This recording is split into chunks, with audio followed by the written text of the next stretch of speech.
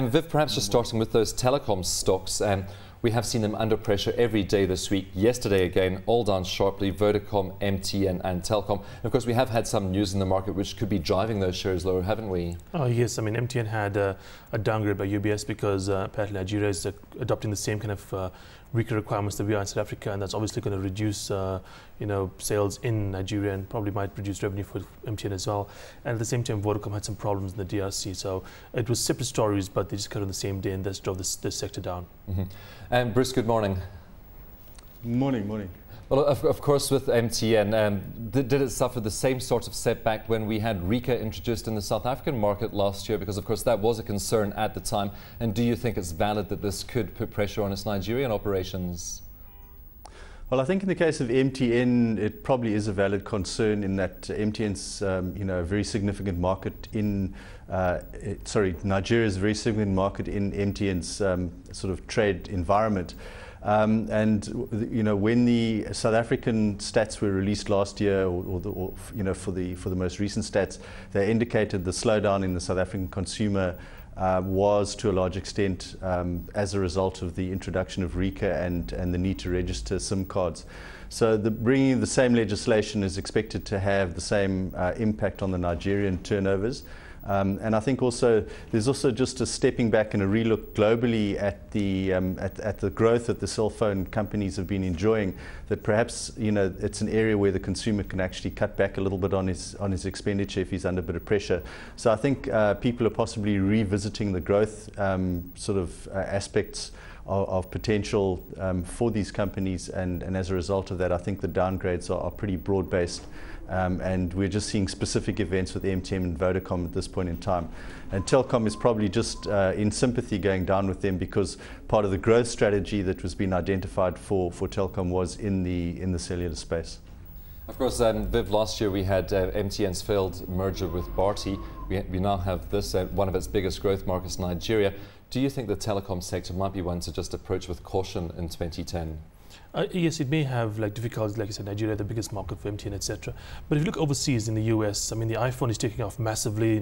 Google's come up with a new phone as well, and the telecom sector is actually changing again.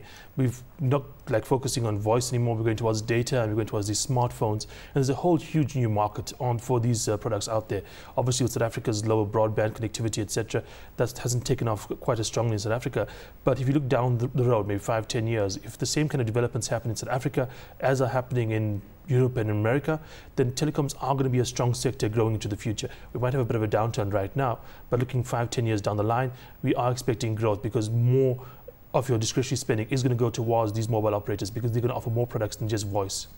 Bruce, of course, we know that consumers at the moment are under pressure. That's not obviously helping our telecoms companies. And we had that business confidence index out yesterday, slightly lower in December, and really due to falls in retail sales and private sector borrowing. So just really reinforcing that the consumer and businesses in South Africa remain under pressure and aren't returning to their confident levels of previously.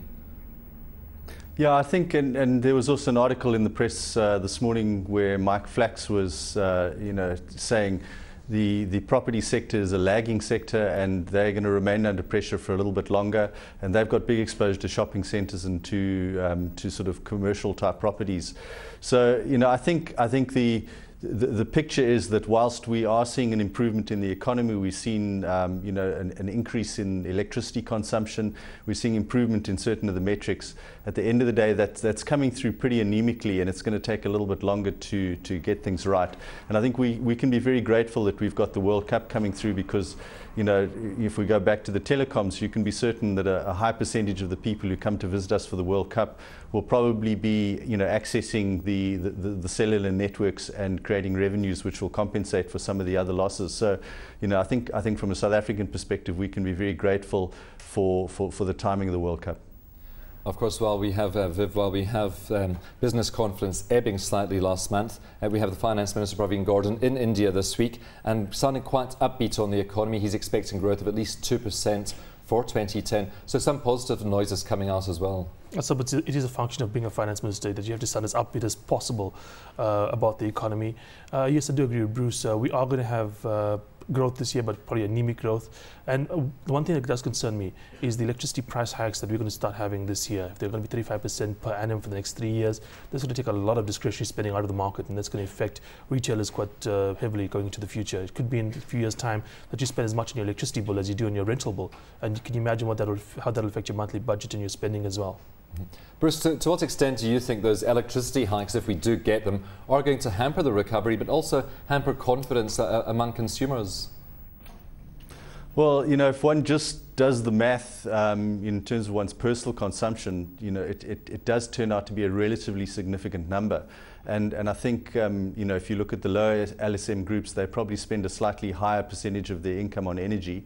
And then if one expands that into the manufacturing sector, we've seen a significant collapse in demand for manufactured goods, particularly on the export side.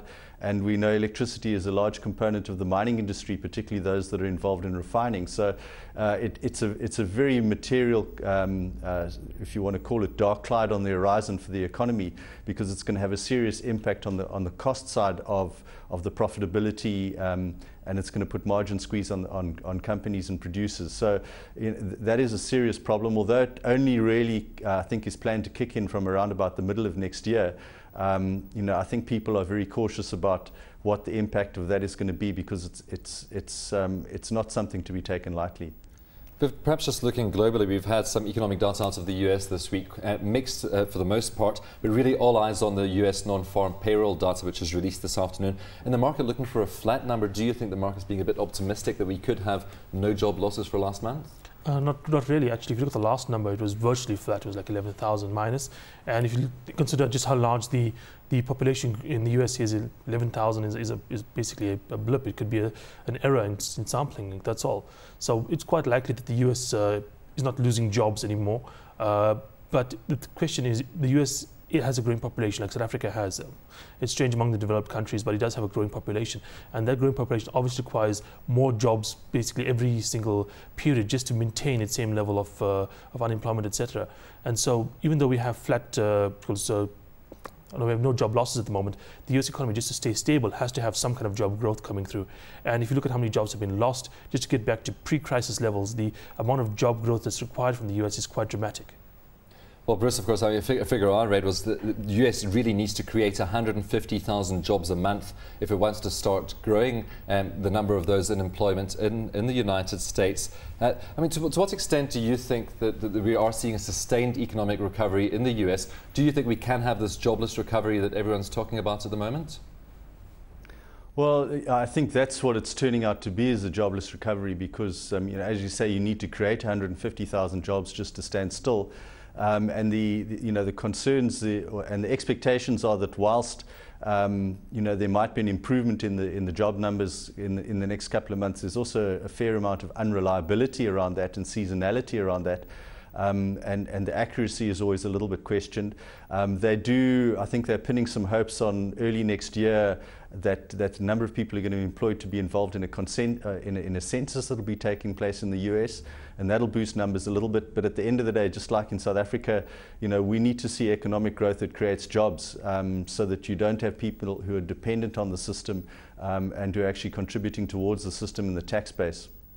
Well, there's been lots of talk about interest rates, particularly in the United States this week. Viv, Bill Grossstrom, the head of PIMCO, said yesterday he doesn't expect interest rates to rise this year. Though some do think we could start to see rates going up towards the end of the year in the United States. What's your view on that? I think, that's going to be the main question of the next year. It's going to be interest rate hikes.